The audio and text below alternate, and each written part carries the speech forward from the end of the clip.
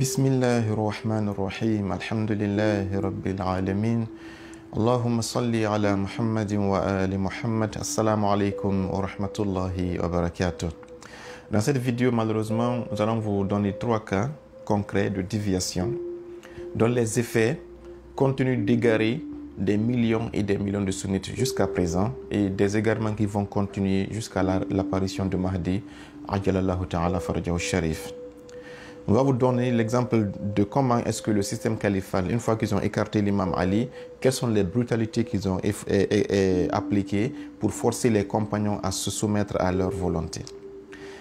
On va voir comment est-ce qu'ils ont changé la prière du prophète Mohammed sallallahu alayhi wa sallam. On va voir comment est-ce qu'ils ont modifié même l'ablution. Or, si l'ablution n'est pas correcte, la prière n'est pas correcte, vous savez que même ni le jeûne, ni le hajj, ni les autres adorations ne seront correctes. Commençons par une des histoires les plus incroyables qui a été raconté par Ibn Kathir dans son livre célèbre qu'on appelle Al-Bidayat wa Nihaya, au chapitre consacré à la 11e année de l'Hégire. Celui qui veut chercher cette histoire, allez écrire sur Google Malik ibn Nuwayra. Vous allez voir, il y a au moins une dizaine, Ibn al-Asir, Tariq al-Zahabi, Tariq al-Tabari, beaucoup de tariq, tous les tariq, Tariq Yaqoubi, Tariq Damashq, tout le monde a rapporté cette histoire, tellement qu'elle est gravissime. Je vous prendrai la version rapportée par Ibn Kathir. Khalid ibn Walid. Vous savez que le prophète a dit « Suivez Ali après mon décès ». Le prophète est décédé, Ali avait le corps du prophète, Abu Bakr et un petit groupe sont regroupés quelque part. Ils ont voté pour Abu Bakr là-bas. Ali n'était même pas présent, n'était même pas au courant de ça. La fille du prophète Mohammed s'est levée. Elle a dit à tous ceux qui la soutiennent et soutiennent son mari de venir chez elle et de manifester leur adhésion à son mari, l'imam Ali. Il y avait beaucoup de compagnons qui sont venus, les Bilal, les Salman al-Farisi, Mirdad al-Kindi. Abu Bakr a compris avec Omar que d'autres compagnons ne sont pas venus faire bay'a. Il a envoyé des militaires dirigés par Qunfuz. Il a dit allez les extirper de la maison et qu'ils viennent faire bay'a. Qunfuz est venu, mais parce que c'est une maison dans laquelle les anges descendaient, le prophète a reçu beaucoup de révélations dans cette maison. C'est la maison d'Ahlul Bayt quand même, purifiée par Allah. Il n'est pas rentré. Quand il est revenu, Omar s'est fâché, il a retiré, Omar a pris une forme de bois avec du feu. Il est venu diriger une nouvelle expédition, ils ont entouré la maison. Ils ont dit à Fatima et à Ali, sortez et allez faire tout ce que les autres musulmans ont fait, sinon on va brûler la maison avec vous. Ils ont refusé, ils ont cassé la porte, ils ont mis le feu. Je ne vais pas rentrer dans tout ce qu'ils ont fait là-bas. Ça, c'est Ahlul Bayt. Ali a été poursuivi, Fatima a été tué, Ali a été tué, Hassan a été tué, Hussein a été massacré à Karbala. Je ne vous dis pas cette version. Je vous raconte une autre version qu'ils ont impliqué aux compagnons, pas Ahlul Bayt. Un compagnon qui s'appelle Malik ibn Nuwayra, que le prophète avait tellement aimé qu'il l'avait envoyé comme étant son représentant dans une cité quelque part, dans un village. Lorsque Malik a compris que non, Abu Bakr est venu calife, or qu'il n'y a aucune preuve ni du Coran ni des Sunnah qui prouvent que Abu Bakr était calife, il a dit la zakat que je donnais au prophète Mohammed, je ne la donnerai qu'au vrai calife, à l'imam Ali. Je ne vais pas donner ça à Abu Bakr. Abu Bakr a envoyé Khalid ibn Walid à la tête d'une armée redoutable. Ils ont encerclé le village. Je vais lire la version de Ibn Kathir, sincèrement. Ils les ont tous rassemblés, ils les ont tous égorgés, un à un. Imagine devant les enfants, devant les femmes de ces messieurs-là. Et c'était des compagnons, hein? Des compagnons qui priaient, qui gênaient, des sahaba. Si quelqu'un dit que les sunnites insultent les compagnons, Malik, lui, Khalid ibn Walid, qu'on appelle Saifullah, lui, il a égorgé des compagnons. Quelle est la preuve dans le Coran ou dans la sunna du prophète qui dit que celui qui ne donne pas la zakat doit être égorgé? Il n'y en a pas. Abu Bakr a cautionné ça. Mais avec Malik ibn Nuwayra, il va faire 3 actions qui sont d'une barbarie qui n'a jamais été répétée dans l'histoire. Je n'ai jamais entendu, vous allez le voir ici. Ibn Kathir dit qu'il a coupé la tête de Malik ibn Nuwayra. Lui ou bien, il a dit à son soldat de couper la tête. Il a dit, amenez-moi la tête de Malik ibn Nuwayra. Tu tues quelqu'un, tu tranches sa gorge, tu décapites, tu coupes la tête, tu dis, amenez-moi la tête. Qu'est-ce qu'il fait de la tête? Tout le monde regarde. Il y avait, vous savez, avant, il y a dans les villages, pour préparer, on met 3 grosses pierres, on met du bois et puis on met du feu, on met la marmite là-dessus. Il a levé une des 3 pierres, il a posé la tête du compagnon Malik ibn Nuwayra à la place de la 3e pierre. Il a mis du bois, il a mis le feu et il a placé une marmite. Subhanallah. Ça, c'est Ibn Kathir qui le dit, hein. Sur la tête du compagnon avec les 2 autres cailloux, il a mis le feu et il a préparé à manger la viande. Ibn Kathir dit que non, ici il a fait ça, c'est pour effrayer d'autres personnes à ne pas se rebeller contre Abu Bakr. Je lis la version arabe. وأمر برأسه فجعل مع حجرين وطبخ على الثلاثة قدرا فأكل منها خالد تلك الليلة ليرهب بذلك الأعراب من المرتدة. Ils disent que c'est pour effrayer les autres. Un compagnon met la tête de notre compagnon en bas de la marmite avec 2 autres pierres, il met le feu et puis il cuit ça, il mange. Et vous voulez que nous les chiites, on suit les compagnons là. Va où je demandais à ton imam le vendredi là, qui est Khalid ibn Walid?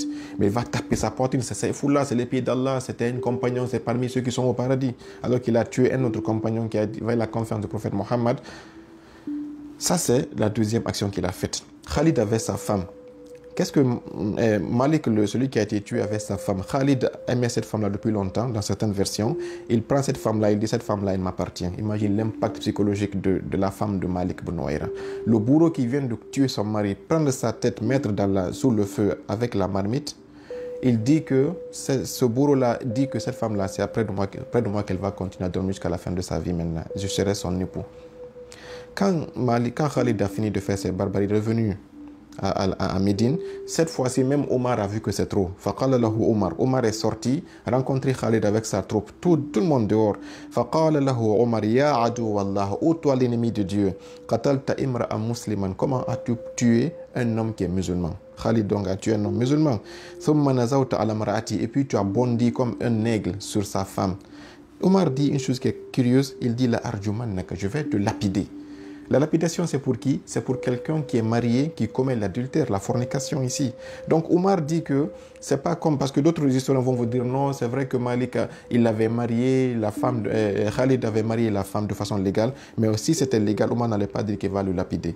Imaginez ce que cette femme-là a subi. Ton mari a été égorgé, sa tête coupée, placée sous une marmite devant toi, et celui qui a fait ça te prend et puis il couche avec toi. Subhanallah. Khalid a fait ça, mais demandez à toute personne sunnite qui est Khalid, il dira c'est Saïfoullah, c'est l'épée d'Allah subhanahu wa ta'ala. Ça, je ne vais pas aller plus. C'est pour vous donner un simple exemple. Si le prophète dira à la fin du monde, mais Dieu, où tu amènes mes compagnons? Dieu lui dira, tu ne sais pas ce qu'ils ont fait après toi. Ce qui est pire ici, c'est que Hatta dakhal ala Abu Bakr. Quand Omar a insulté Khalid, il n'a pas répondu. Il est rentré chez Abu Bakr qu'il avait commissionné. Fa'atazara ilayhi. Il a demandé pardon à Abu Bakr.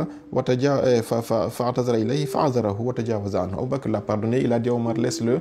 Il s'est trompé. C'est une petite erreur qu'il a faite. Imaginez maintenant, vous qui dites que pourquoi, si les compagnons connaissaient que le prophète avait suivi Ali, pourquoi est-ce qu'ils ont suivi Abu Bakr?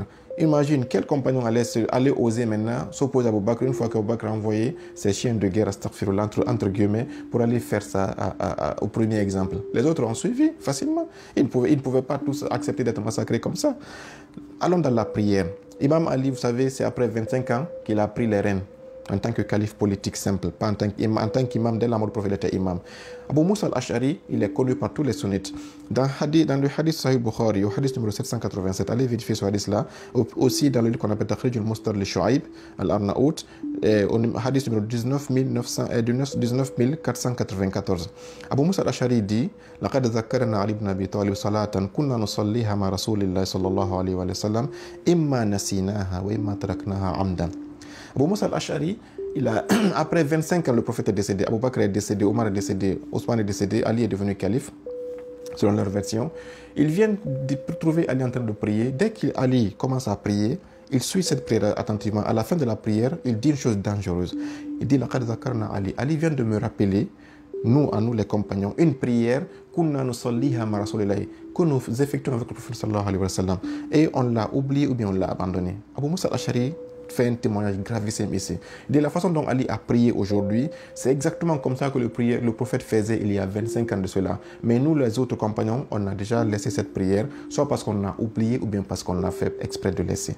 Ça aussi, ça montre que donc, croiser les bras, ne pas dire Bismillah ar-Rahman ar-Rahim et d'autres actions, dire Amin, Ahlul Bayt n'a jamais fait ça, le prophète n'a jamais fait ça, les sunnites sont en train de faire ça en suivant cette même erreur, malgré que Ali a corrigé.